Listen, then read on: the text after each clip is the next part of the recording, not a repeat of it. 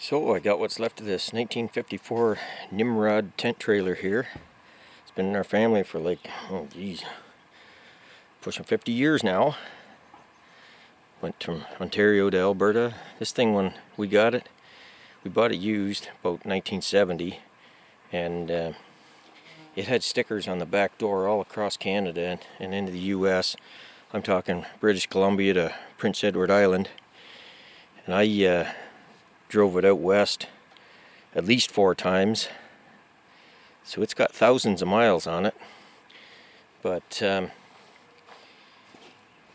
was a nice tent trailer, but then we had a tarp made for it to cover it. They didn't have a solid cover back then, and ice got on the tarp, and one winter, that was back in the early 70s when there was a lot of snow, it tore the tarp and then rotted the mattresses and all that. So, but I kept it around, and eventually got rid of the beds, and all the 2 beds would sit out, and these tie downs here, there was places where poles mounted out to the beds, so you could sleep certainly 4 people, no problem, 6 if you're on the floor. But anyway, the floor in it was 3/8 plywood, and there's some of the original floor from like 1954. It's got like tar or something on it, and it's still, well, I'll show you, still relatively solid, just it rotted in some spots. What happened, snow gets in it, it sits outside, and the snow rotted it. So I put 3/4 plywood in it, and here's a piece of steel to use it for hauling stuff to the dump or what have you. I know it hauled a 318 and a tranny in it maybe 15 years ago, but for like 200 miles each way. But so it's been a good trailer, but I'm gonna put a sheet metal floor in it, and probably add a few more cross braces. Probably needs to be one back here. That seemed to be the main area where problems where it would break out when you stepped in at the back. So I'm going to put a sheet metal floor in it. But yeah, it's kind of weird that the fenders are opposite heights there, but it had to do with the way the beds worked. This one, I guess, would have been the low side. You come in. I added the thing. I cut the top down. Originally, it come up rounded. But yeah, lots of modifications over the years. Keeping lights on it, that's like a pain right in the butt. The water gets in them, and it has had a lot of use over the years lately. So it sits a long time, and you always gotta be playing around with the lights. And I hate these trailer connectors. Dang things, they always corrode up. But well, she's good and solid trailer. The tongue's been good on it and that. So got the little, I don't know what you call them, half moon hubcaps or whatever on it there. Yeah, I kind of lucked out. All the traveling I did, a couple thousand miles each way, I never had a flat tire. I always kept 2 spares and greased the wheel bearings before each trip.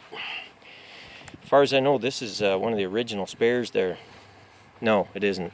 Sorry, I can tell by the name on it. I bought that one in the early 80s. But I've still got the original spare somewhere. But anyway, so that's my next project for right now. I tow it around with the riding lawnmower. It's kind of funny. It's a 2-inch ball. You wouldn't think you'd need one that big on this, but I got cheap out and just put a 1/2-inch bolt in the lawnmower. Because the only other 2-inch ball I got's on the back of my Corolla here, and it's seized on. So I was thinking of zip disking it off and then just drill and tap, because, like say, on the riding mower, you don't have any load on it, So, but dry grass and that, I didn't want to shoot sparks all over and catch a fire, so I just threw a bolt in her there. So, but yeah, the Craftsman's working good. Starts up and takes right off. Good for towing little trailers around. So anyway, I'll be cleaning the rest of her out of there and putting in some sheet metal. Well, there, I got the floor all out of it. I'm going to weld in a few extra braces. The ones that are there are not anywhere near evenly spaced. Not really sure why that is, but I'll be putting one in here and maybe one there, and definitely one up at the front. So just to make it more evenly distributed there. I'm thinking about cutting all the sheet metal off of it, but maybe that'll come at a later stage. Put the thing on the diet. So I've been busy replacing bolts on this. Put new U-bolts on the axle there, and bolts at the front of the spring. I'm not going to tangle with the ones at the back, and a couple of frame bolts there. New bolts in the tongue, and up at the front where it meets the trailer there, and I stiffened her up with a backing plate. So I only found, even though this is 1954, I only found one nut that had 2 pits in it about halfway through. So the rest of it was still good and solid, but I figured, why take the chance? I'm trying to build this trailer up to last a number of years. Don't really intend on fixing it again, so, and I want it to be safe too, so now it's about time to start actually putting the floor in. Like I said, I'm going to add extra braces, so that's my next thing on the agenda. Bought new tires for it. These old ones are pretty weather checked, so I'll be installing the new tires, all that fun. So finally done welding in extra braces to it here. So I think it should be pretty sturdy now. It's getting, well, the middle section is getting 1/8 inch thick steel, and the rest is getting like 16 gauge galvanized. It's all galvanized actually, but so it should be good and solid. I just wanted to make sure.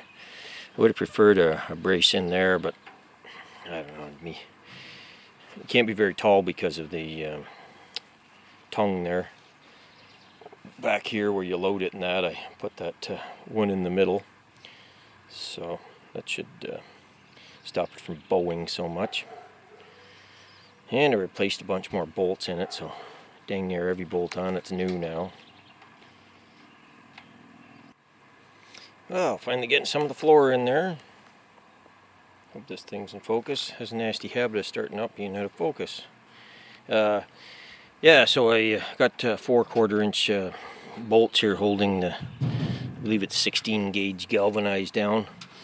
And it was okay, but it bounced in the center.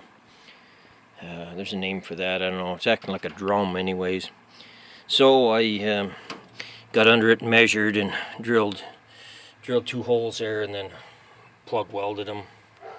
So she does a little bit up here still, but may have to put one in here on the side since I have a little bow right there.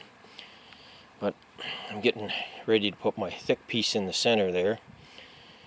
So it's coming along. I also painted the frame. Just got a few cans of cheap spray paint and went for it. I think I'll probably paint in between the 2 layers of galvanized. That's why I got this stuff, because it was a stack of it and it got water between it. Got wet on a truck or something.